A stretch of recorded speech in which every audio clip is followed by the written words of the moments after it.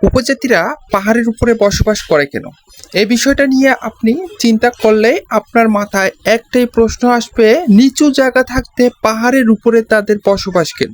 হ্যাঁ, আমি সে কথাই বলতেছি আপনাদেরকে, কারণ উপজাতিরা পাহাড়ের উপরে বসবাস করার পিছনে কিছু কারণ অবশ্যই আছে। এই কারণগুলো কি আজকে সেইটাই উন্মোচন হবে। পৃথিবীর নানা রকম প্রান্তে নানা রকম উপজাতি রয়েছে, কিন্তু তাদের সংস্কৃতি, ভাষা, ধর্ম সবগুলো কিন্তু আলাদা আলাদা। যাদের চলাফেরা থেকে শুরু করে বসবাসের ধরন পর্যন্ত আলাদা।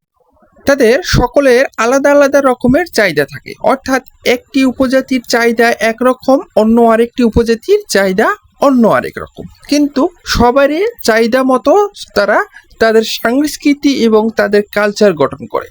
তারা তাদের মতো থাকতে খুবই স্বাচ্ছন্দ্য বোধ করে। প্রতিটি দেশের কালচার একরকম, কিন্তু তাদের কালচার অন্য আরেক রকম। তাদের কালচারগুলোর দিকে লক্ষ্য করলে আপনারা বুঝতে পারবেন যে তারা তাদের ধর্মীয় সংস্কৃতি থেকে শুরু করে নানা রকম সংস্কৃতি পালন করে, কিন্তু অন্যরকম ভাবে। তারা নাচ গান করে, হয়তোবা কেউ পালন করে, কেউ বা দুঃখ বেদনা ভরাভাবে পালন করে, কেউ বা অন্যরকম ভাবে পালন করে। তবে এরকম পালন করার মধ্য দিয়েই তাদের কিন্তু ধর্মীয় উৎসব অথবা সাংস্কৃতিক উদযাপন হয়। তবে পাহাড়ি জায়গায় বা পাহাড়ি অঞ্চলে তাদের বসবাস কেন? তারা পাহাড়ের উপরে থাকতে স্বাচ্ছন্দ্য বোধ করে কেন? অথবা তারা পাহাড়ের উপরে কেনই বা বসতি স্থাপন করে? আজকের এই ভিডিওতে আমি আজকে আপনাদেরকে সেই বিষয়টি জানানোর চেষ্টা করব। কারণ অনেক উপজাতি আছে যারা পাহাড়ের উপরে বসবাস করতে পছন্দ করে। অনেক উপজাতি বললে ভুল হবে, কারণ বেশিরভাগ উপজাতিরাই পাহাড়ের উপরে বসবাস করতে স্বাচ্ছন্দ্য বোধ করে। তাদের এই স্বাচ্ছন্দ্য বোধ করার পিছনে কি লক্ষণীয় বিষয় রয়েছে এবং কি ধারণা তাদের, এটাই আজকে আমরা উন্মোচন করব।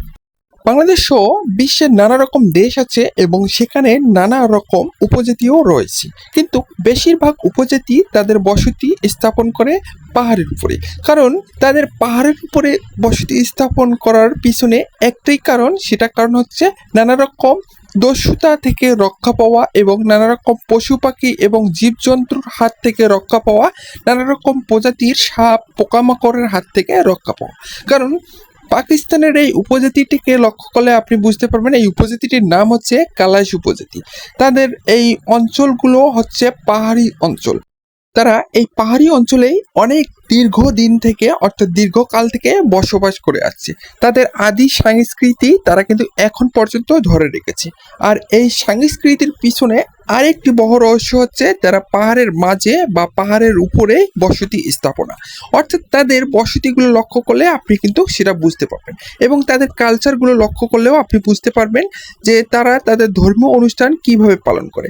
তারা খুবই আমোদ প্রমোদ প্রিয়, অর্থাৎ তারা স্বাচ্ছন্দ্য বোধ করতে খুবই পছন্দ। আর তাদের পাহাড়ের উপরে বসবাসের পিছনে একটা বিষয় লক্ষণীয়, সেটা হচ্ছে তারা সব সময় যাতে সেফ থাকতে পারে এবং সুরক্ষিত থাকতে পারে, সেই বিষয়টিকে মাথায় রেখে তারা কিন্তু পাহাড়ের উপরে বসতি স্থাপনা করে। সো এই ছিল আমার কাছে আপডেট। ধন্যবাদ। আসসালামু আলাইকুম। ভালো থাকবেন, সুস্থ থাকবেন। আল্লাহ হাফিজ।